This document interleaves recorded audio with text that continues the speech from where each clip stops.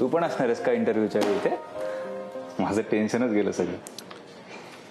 तुमचा इंटरव्ह्यू मी घेणार आहे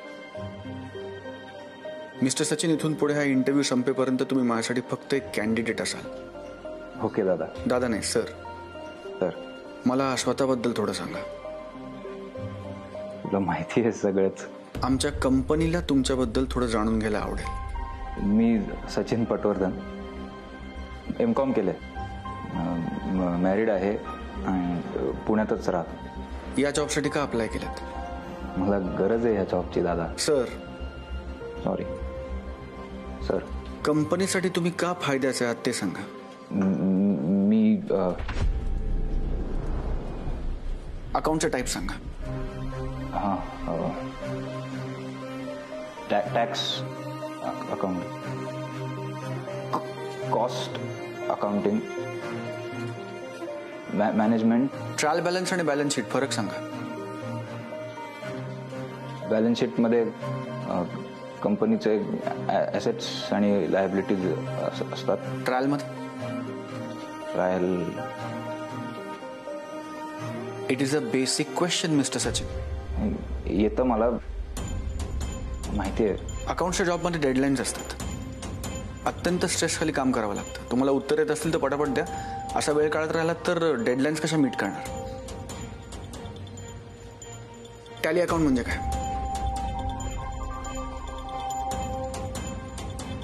ऍसिड टेस्ट रेशो म्हणजे काय? दादा, डॉर्मंट अकाउंट म्हणजे काय? डॉर्मंट. वर्किंग कॅपिटल फ्लो म्हणजे काय? दादा प्लीज. आधीचा एक्सपिरियन्स? मी 9 जॉब्स केलेत त्याआधी. 15 वर्षात 9 जॉब्स का? नाही जमलं. का?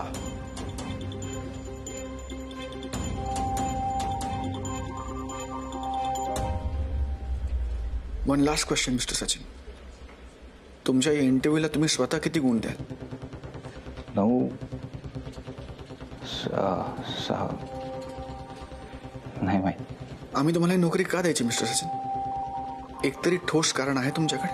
दादा, आई बाबांनंतर तूच आहेस माझ्यासाठी. तूच असं केलंस तर मग. तुमचं आणि माझं नातं असेलही मिस्टर सचिन, पण या खुर्चीचं एका कॅन्डिडेटशी कोणतंही नातं नसतं, नसावं.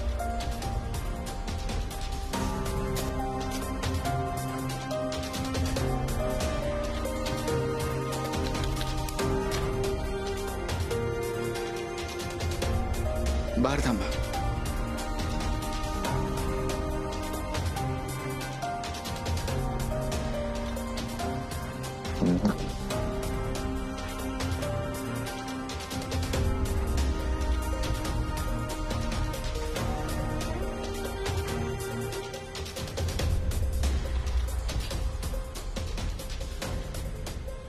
आता मला माहिती आहे तू उपाशी आहेस.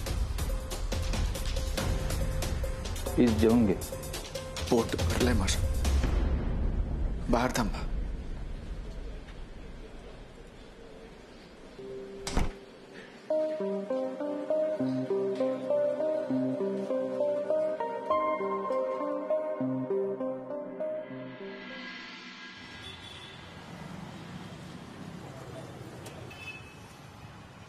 भावा, अख्खं जग सायंकाळचं आपापल्या घरी चहाचे बुरके मारत बसलं आणि तू इथे.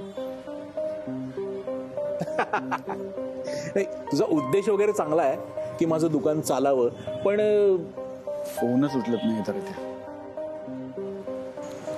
तुझा प्रॉब्लेम काय माहितीये? आत्ताही तू तोंड पाडून बसलास. मग काय करू? मला काहीच कळत नाही.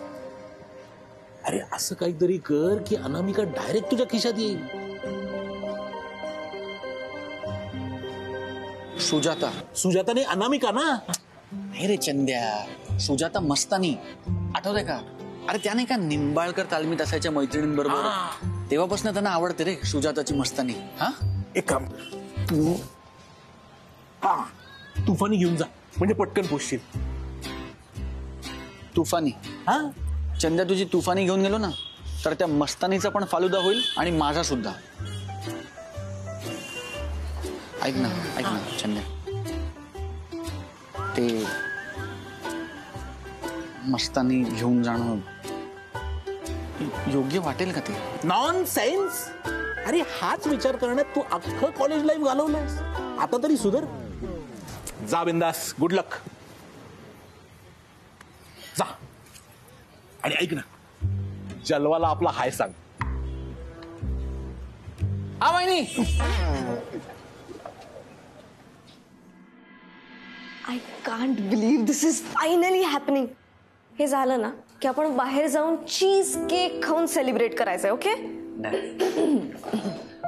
हाय इथे बस. मामा कॉफी. थँक्यू. करून आलास? नाही डायरेक्ट शॉपवर ना आलं. दुपारी पप्पा घरी गेले की मीच बघतो शॉप. गुड. तुझ्या वयाची खूप कमी मुलं जबाबदारी घेऊन काम करतात. Thanks aunty.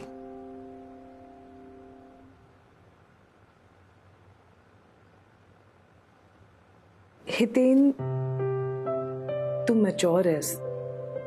राधावर तुझं खूप प्रेम आहे.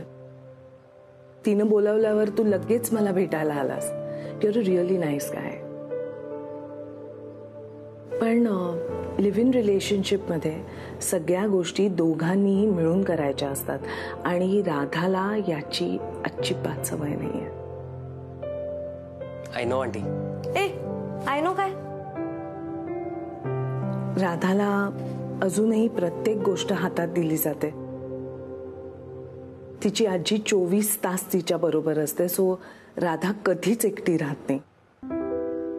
शिक्षण पण तिचं सगळं इथंच पुण्यात झालंय, त्यामुळे ती कधी हॉस्टेलवर सुद्धा राहिली नाहीये.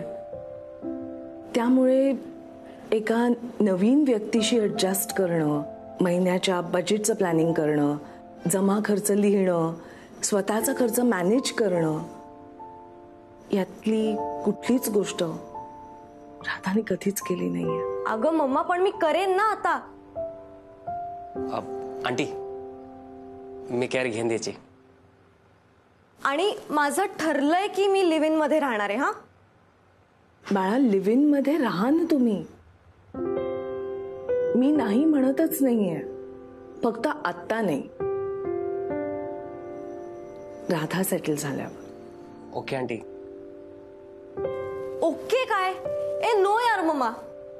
यु नो तुझा प्रॉब्लेम काय? तू ना मम्मा सगळ्या गोष्टी फक्त कॅल्क्युलेशन बघतेस. आणि तू मला काय सांगतेस प्रेम म्हणजे काय? हा, कारण त्यासाठी ना स्वतःला प्रेम काय असतं हे माहिती असावं लागतं. मम्मा बाबा सुद्धा तुला 2 महिन्यात सोडून गेला. किती? 2. त्यामुळे तू नाही मला सांगायला येऊ शकत प्रेम म्हणजे काय आणि कसं असतं ते. कुणाबरोबर तरी राहणं हे माहितीये तरी का ग तुला? तुला नाही कळणार ते, कारण ना त्यासाठी प्रेम करावं लागतं. आणि तू कधीच कोणावर प्रेम केलं नाहीयेस.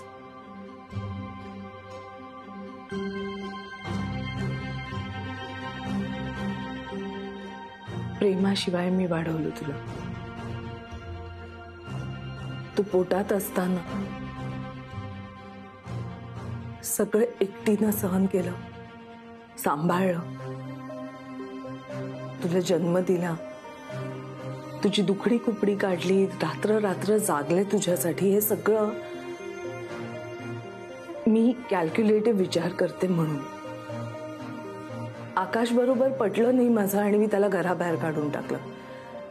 म्हणून लगेच राधा मला प्रेम काय ते कळेन असं झालं का ग? राधे, आईवर, तुझ्यावर प्रेम नाही केलं मी. इतकी वर्ष मी लग्नाचा विचार सुद्धा केला नाही. मला ती गरजच नाही वाटली कधी. हे सगळं मला वाटलं माझं तुमच्यावर प्रेम होतं म्हणून, की हाही माझा कॅल्क्युलेट विचारच होता. प्रेमाशिवाय मी तुझी आई झाले, बाबा झाले, फक्त मी कॅल्क्युलेटिव्ह होते म्हणून. मम्मा प्लीज, तुला कितीही इमोशनली ब्लॅकमेल करायचा प्रयत्न केलास ना तरी मी पाघळणार नाहीये. ओके? छे तू कशाला पाघळशील? कारण मुळात इमोशनली ब्लॅकमेल करणं इमोशनल आणि प्रेम करणाऱ्या माणसांनाच जमतं.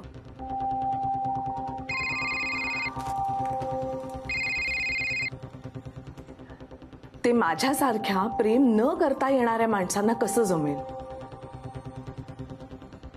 नाही नाही ठीक आहे, कर ना, अजून ड्रामा कर, माझ्या बॉयफ्रेंडला पण घे तुझ्या साईडला. But you know what mamma, तू ना कितीही सिंपथी गेन करायचा प्रयत्न केलास ना तरी फॅक्ट्स बदलत नाहीत. आणि तुला नाती जपता येत नाही ही फॅक्ट आहे. राधा, तिकडे ये. बोल आई.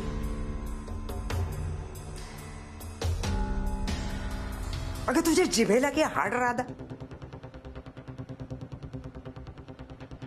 तोंडाला येईल ते बोलायचं काय लायसन्स मिळालंय तुला?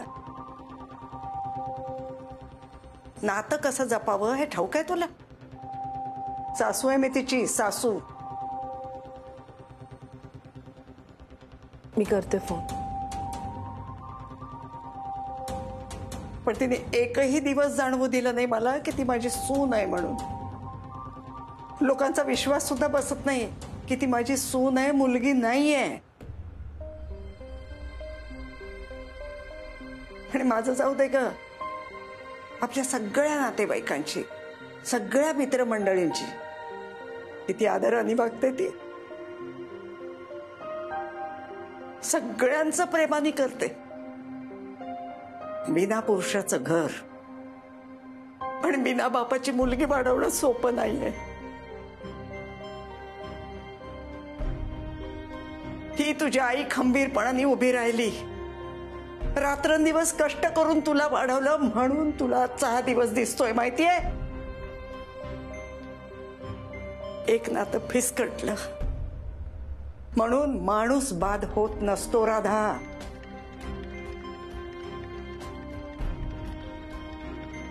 चल यार इथे. राधा,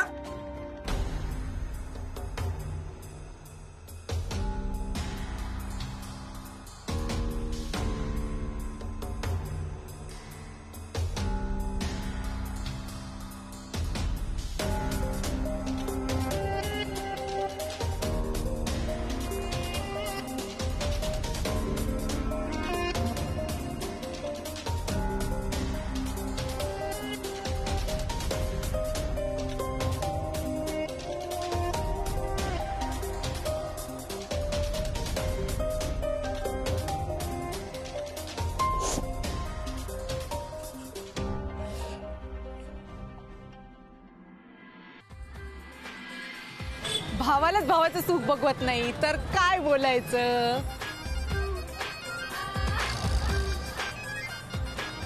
घरात गेलो ना की सगळे टोमणे ऐकून घेईन मी तुझे.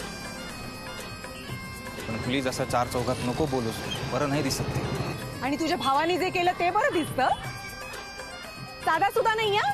तुला ऑफिस मध्ये बोलवून रीतसर तुझा अपमान केला हे तरी कळतंय का तुला? अजून किती वेळा सांगू मी तुला? मीच म्हणलं दादाला की माझी लायकी नाहीये त्या जॉबसाठी. अरे हे सगळं तुझ्या मनात कोणी भरलंय ना हे चांगलंच माहितीये मला. ही आहे ना आपल्या संसाराला सुरुंग लावणारी कुंदा.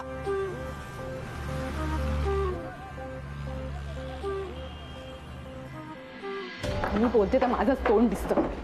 लोक जे वागतात ते दिसत नाही तुला. आज सकाळी सकाळी जे तोंड बघितलं होतं ना तेव्हाच कळलं मला दिवस बंडल जाणार आहे, बंडल.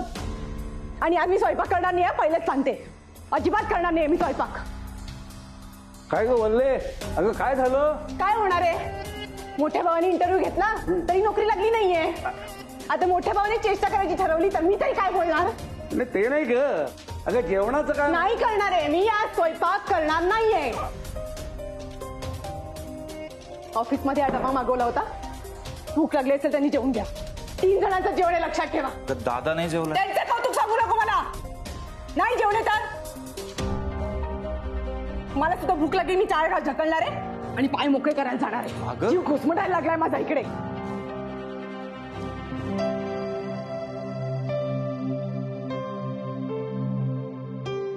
तू ना मम्मा सगळ्या गोष्टी फक्त कॅल्क्युलेशन बघतेस. तू नाही मला सांगायला येऊ शकत प्रेम म्हणजे काय असतं. कारण त्यासाठी ना स्वतःला प्रेम काय असतं हे माहिती असावं लागतं. मम्मा बाबा सुद्धा तुला 2 महिन्यात सोडून गेला.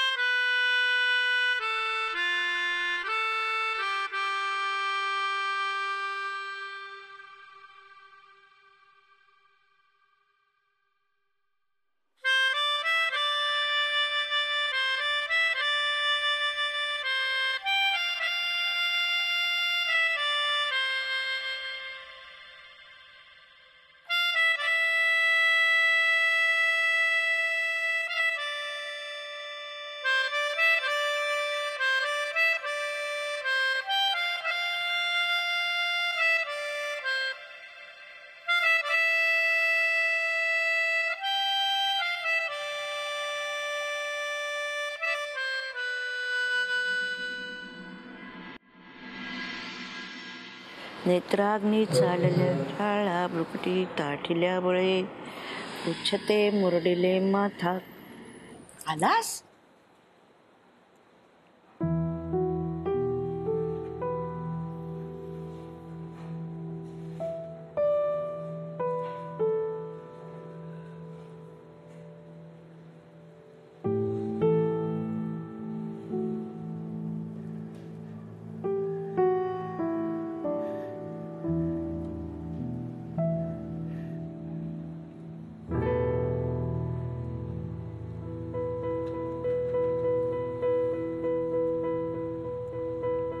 सौरभ,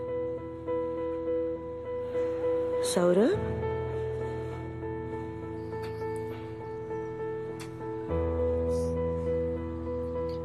जा हातपाय धुवून घे. घरात कोणी नाहीये, मी तुला जेवायला वाटते. ये. नको, वल्लीने केलं असं. येतो.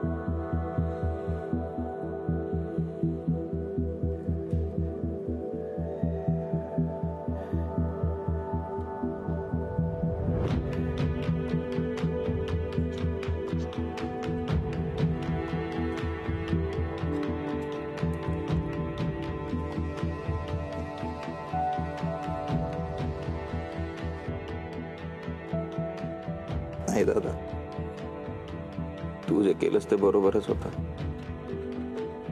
मीच योग्य नाहीये त्या पोस्टसाठी.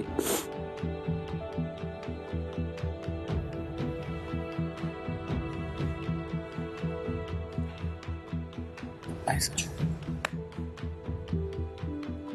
एका दिवसासाठी मी माझी सगळी तत्व बाजूला ठेवली असते तर आपले सगळे प्रॉब्लेम संपले असते. आणि माझ्या पगाराने घरात आलेले 2 तास उतरले असते कशाखाली तुझ्या.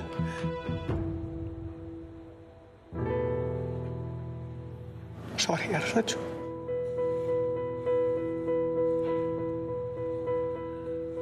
खोटं वागता येत नाही यार.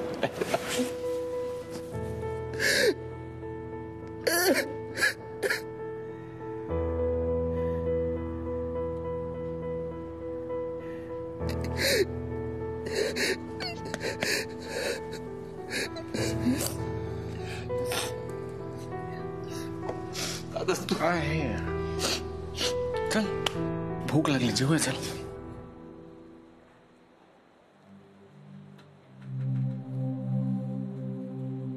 दादा रे, माझं झालंय.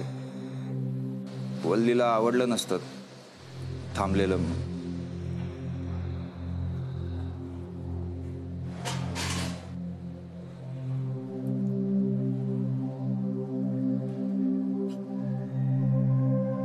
दादा एक सांगू, आमच्यात नको अडकून पडूस तू.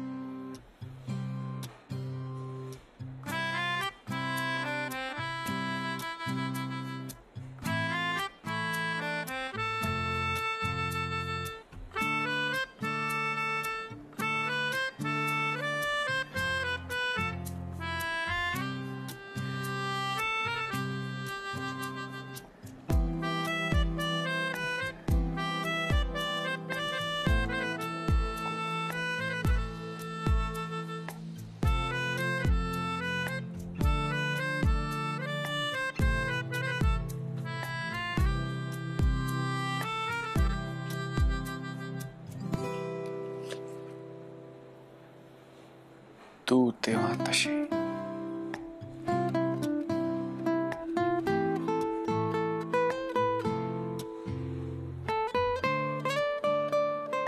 पाहता दाटले उन्हातही चांदणे, राहिले का तरी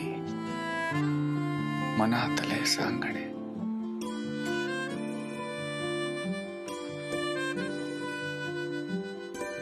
उमगते अनमना बिलगते कविता जशी,